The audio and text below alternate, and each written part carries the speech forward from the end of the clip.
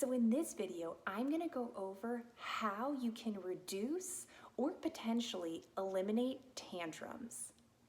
So to start, we want to identify why the tantrum is happening in the first place.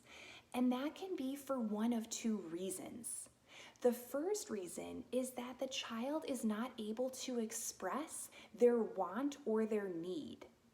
And the second reason is that we may know what their want or their need is, but they're not able to have it for whatever reason. And so now I'm going to go into how you can address either of those two reasons in order to either reduce or eliminate tantrums. So let's say you've identified that the reason for the tantrums is that your child is not yet able to communicate to you what it is that they want or need. And so that likely means that your child is either not yet speaking or has very limited words. So what you'll want to do is you'll want to equip them with a way to communicate to you what it is that they want or need. One way to do that is by teaching some simple hand gestures. So some simple hand gestures include more, all done, help, eat, milk, daddy, mommy. I'm also going to include a link to my video that shows you an easy and effortless way to integrate teaching your child these simple hand gestures into your daily routine. But not only will teaching your child these simple hand gestures help to reduce or eliminate tantrums, but it also has the added benefit of helping your child learn to speak or increasing their vocabulary. And the reason why is that when the child will perform the gesture and therefore you will say what it is that the gesture means, they will learn the verbal label for that gesture, which will help them to learn to say the word as well. So if the reason for the tantrum is that you know what it is what your child wants, but they're not allowed to have it, then I'm going to provide you with 2 tips on how to address it. So the first way is by eliminating the trigger. So let's say the trigger is chocolate. Anytime your child sees chocolate and they can't have it, a tantrum ensues.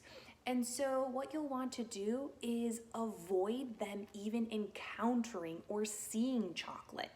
Meaning that hide it in the cabinets. Maybe you don't buy it at all. Maybe they avoid certain aisles at the grocery store. Maybe they don't go with you to the grocery store.